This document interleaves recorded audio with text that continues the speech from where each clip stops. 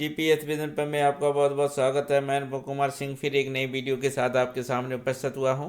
दोस्तों, आज का जो सेशन है हमने सामान्य विज्ञान से, ये यूपी स्पेशल यूपी पुलिस के लिए बहुत ही महत्वपूर्ण सेशन रहने वाला है। तो इसमें दोस्तों हमने 50-50 को मोस्ट इंपॉर्टेंट क्वेश्चनों का सिलेक्शन किया है जो अभी तक विभिन्न प्रतियोगी परीक्षाओं में पूछे गए हैं। तो शुरू करते हैं आज का सेशन बगैर देरी किए हुए।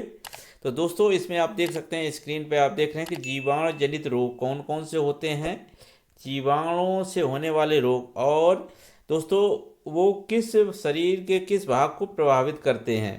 तो इस तरह पे हम देखते हैं, क्रम क्रम से देखने वाले हैं। तो इसी तरह दोस्तों क्वेश्चन पूछ लिया जाता है कि टाइफाइड किससे होता है, जीवाणु से, विषाणु से, परजीवी से, प्रोटोजोआ से, और इससे प्रभावित अंग कौन सा होता है। तो इस टाइप से क्वेश्चंस पूछे जाते हैं। तो सबसे पहले आप स्क्रीन पे देख रहे हैं कि टाइफाइड रोग जो होता है ये जीवाणु के द्वारा होता है, और ये प्रभावित अंग इससे कौन सा होता है, आंत। तो टाइफाइड में तो आगे इस तरह से देखेंगे। गलछुआ रोग, तो गलछुआ रोग जो होता है वो जीवाणुओं से होता है और लार ग्रंथियां इससे प्रभावित होती हैं। वहीं पोलियो, पोलियो किससे होता है, जीवाणु द्वारा होता है, और इसका जो प्रभावित अंग होता है तंत्रिका तंत्र होता है। दोस्तों डिप्थीरिया, डिप्थीरिया ये भी एक जीवाणु जनित रोग है और इससे प्रभावित अंग होता है श्वास नली।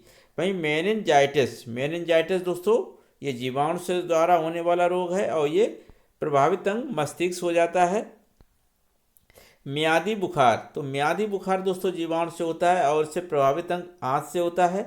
वहीं कंजक्टिवाइटिस, कंजक्टिवाइटिस दोस्तों किससे होता है, ये जीवाणु के द्वारा होता है और इससे प्रभावित पूरी आँख होती है। इसमें दोस्तों क्या होता है, आँख लाल हो जाती है।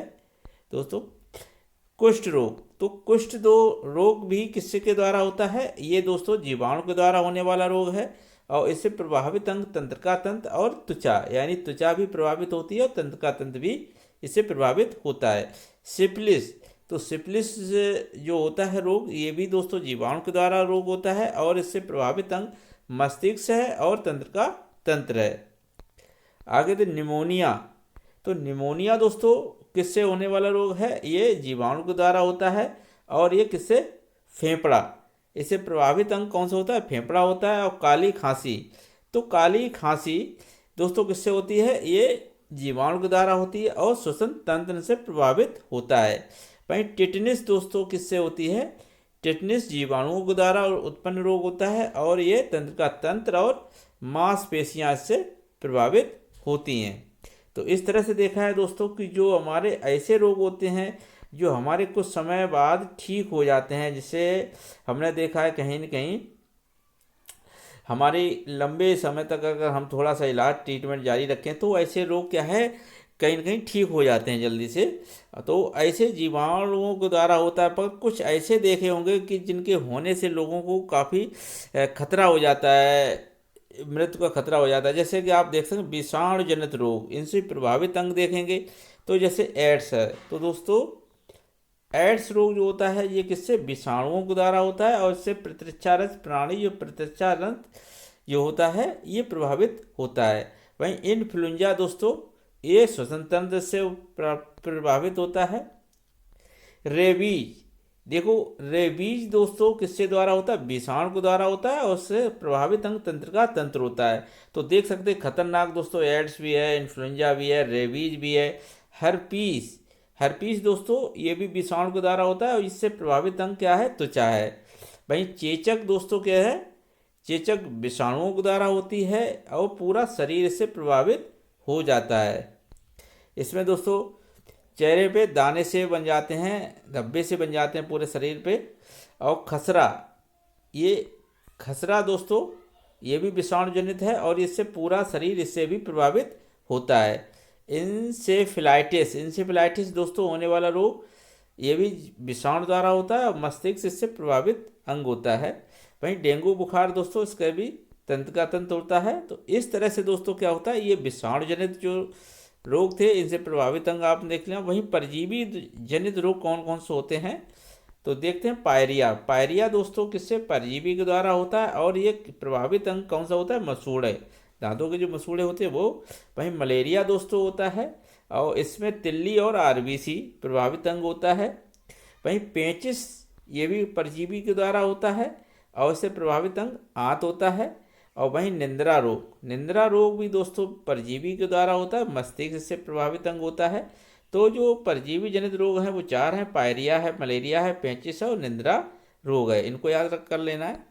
वहीं आगे देखते हैं दोस्तों, प्रमुख पदार्थों में उपस्थित अम्ल। प्रमुख पदार्थों में उपस्थित अम्ल कौन कौन से होते हैं, तो हम एक नज़र इस पे देखते हैं।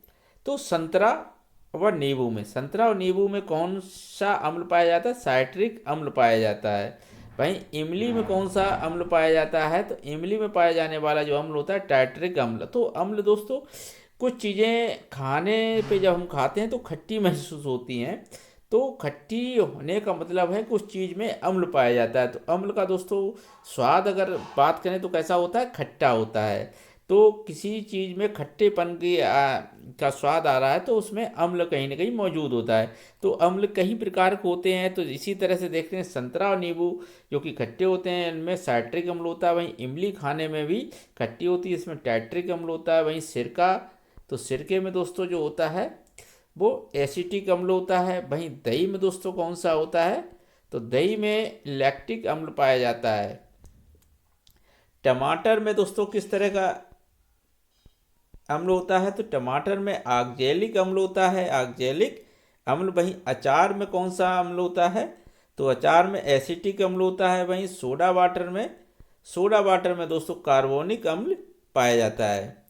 वहीं अंगूर में पाया जाने वाला दोस्तों टाइट्रिक अम्ल होता है अंगूर में। और चाय में कौन सा पाया जाता है, टैनिक अम्ल पाया जाता है चाय में। विटामिन सी में दोस्तों कौन सा अम्ल होता है, एस्कार्बिक अम्ल होता है।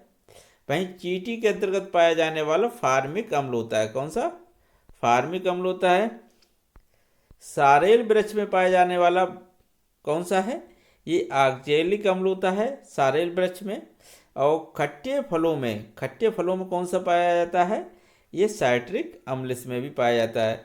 गेहूं में पाया जाने वाला दोस्तों अम्ल कौन सा होता है, ग्लूटेमिक अम्ल होता है। वहीं घास, पत्ते और मूत्र में पाया जाने वाला कौन सा अम्ल होता है, तो इसको दोस्तों कौन सा अम्ल कहते हैं, घास, पत्ते, मूत्र में पाया जाने वाला दोस्तों बेंजोइक अम्ल होता है। यानी इसका मतलब घास में कौन सा होता है, बेंजोइक अम्ल। पत्ते में कौन सा होता है, ये होता है। मूत्र में कौन सा होता है, बेंजोइक अम्ल। यानी 3 में कौन कौन सा होता है, बेंजोइक अम्ल होता है। आगे दोस्तों देखते हैं आगे। तो रसायन विज्ञान का अगर जन्मदाता किसे माना जाता है, तो लेवेजुयर को कहा जाता है। पदार्थ की अवस्थाएं दोस्तों कितनी होती हैं, तो पदार्थ की अवस्थाएं ठोस, द्रव, गैस, 5 अवस्थाएं होती हैं, जिसमें चौथी अवस्था प्लाज्मा होती है। तो प्रश्न आता है कि पदार्थ की चौथी अवस्था कौन सी होती है, प्लाज्मा। और 5वीं भी अवस्था होती है, इसे बोलते हैं बोस आइंस्टीन। ये पदार्थ की 5वीं अवस्था होती है। कुल ज्ञात तत्वों की संख्या कितनी है, कुल ज्ञात तत्वों की संख्या दोस्तों कितनी है, ये 118 है, 118 है। पृथ्वी पर सर्वाधिक पाया जाने वाला तत्व कौन सा होता है, तो ये कौन सा है, पृथ्वी पर सबसे पाया जाए ऑक्सीजन। कौन सा होता है, ऑक्सीजन होता है। उसके बाद दोस्तों सिलिकॉन होता है, कौन सा, सिलिकॉन। वहीं सबसे हल्का तत्व कौन सा है, तो ये हाइड्रोजन होता है, सबसे हल्का तत्व उसमें दोस्तों हाइड्रोजन। वहीं सबसे अधिक ऋणात्मक तत्व कौन सा होता है, फ्लोरीन। सबसे अधिक ऋणात्मक तत्व कौन सा होता है, फ्लोरीन। द्रव रूप में पाए जाने वाले तत्व, द्रव रूप में पाए जाने वाले धातु कौन से होते हैं, पारा और ब्रोमीन। मानव शरीर में पाया जाने वाला सर्वाधिक तत्व कौन सा होता है, वो कार्बन, क्या होता है, ऑक्सीजन होता है दोस्तों। कितना होता है, ऑक्सीजन। मानव शरीर में कार्बनिक प्रतिशतता कितनी होती है, ये होती है दोस्तों 18% होती है। कितनी, 18% होती है। दूसरे नंबर पर कार्बन होता है, पहले में ऑक्सीजन होता है। सबसे सक्रिय तत्व कितना कौन सा होता है, पोटेशियम होता है, कौन सा, पोटेशियम। सबसे कम सक्रिय तत्व दोस्तों, सबसे कम सक्रिय तत्व कौन सा होता है, सीसा होता है। और सबसे बाहरी धातु कौन सी होती है? ओस्मियम। सबसे बाहरी धातु होती है ओस्मियम। और सबसे हल्की अगर पूछी जाए तो सबसे सबसे सक्रिय तत्व है पोटेशियम, सबसे कम सक्रिय तत्व है सीसा, और सब मानव शरीर में कार्बन की प्रतिशत 18%। तो दोस्तों ये था आज का सेशन, आपको कैसा लगा कमेंट करके ज़रूर बताएं दोस्तों, और मिलते हैं किसी नेक्स्ट वीडियो में, तब तक के लिए जय हिंद दोस्तों।